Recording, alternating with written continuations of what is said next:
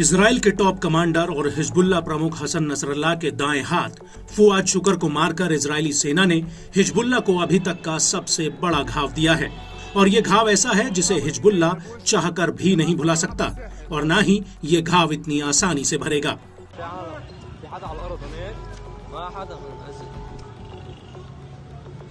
और यही वजह है कि हिजबुल्लाह लगातार इजराइल से इंतकाम की आग में जल रहा है और अपना इंतकाम लेने के लिए उसने इजराइल पर एक बार फिर से कई बड़े हमले किए हैं। हिजबुल्लाह का कहना है कि उसने आयलत बैरक्स पर आईडीएफ की 91वीं डिवीजन के हेडक्वार्टर पर ड्रोन्स का एक जत्था फायर किया है, जिसकी चपेट में आईडीएफ के कई अधिकारी और सैनिक आ गए।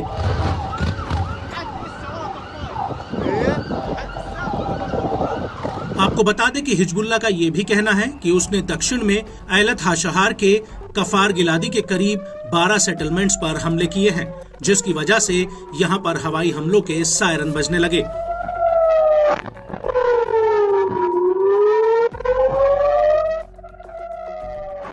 हिजबुल्लाह का कहना है कि इस इलाके में इजरायली सेना की कई अहम बैरक्स हैं जो आयरन डोम के लॉन्चर से लैस हैं। यहां तक कि बेथ हिल्लेल बैरक में शाहेल बटालियन का हेडक्वार्टर भी है। साथ ही किरियत शमोना बैरक्स में 769वीं ब्रिगेड का हेडक्वार्टर है।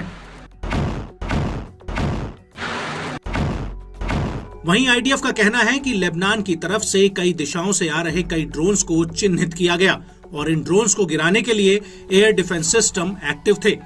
वहीं हिजबुल्लाह के मुताबिक आईडीएफ जेट्स इन ड्रोन्स को इंटरसेप्ट करने की कोशिश कर रहे थे।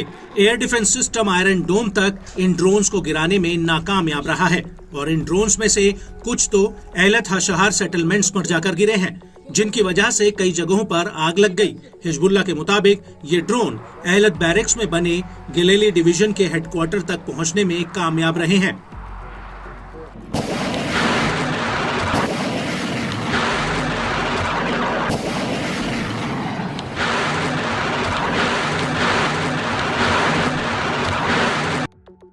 और इस हमले के बाद सुबह करीब 8 बजे आईडीएफ की अल मलिकिया साइट पर भी हिजबुल्लाह ने कई ड्रोन्स फायर किए।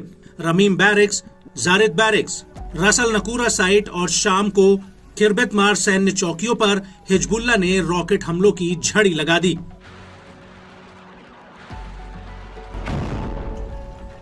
हिजबुल्लाह के मुताबिक कब्जे वाले शीबा फार्म्स के जिब्दीन बैरक्स पर उसके लड़ाकों ने गोला बारूद दागा है। और इस हमले के बाद हिजबुल्लाह ने शाम करीब 7 बजे माउंटेनेरिया बेस को निशाना बनाया है। यहां पर हिजबुल्लाह ने ड्रोन्स का एक जत्था फायर कर दिया जो कई इलाकों में जाकर फटे हैं। हिजबुल्लाह के मुताबिक इन ड्रोन्स ने आईडीएफ के अधिकारियों और सैनिकों की पोजीशंस पर सीधा हमला किया, जिससे आईडीएफ को भारी नुकसान हुआ है।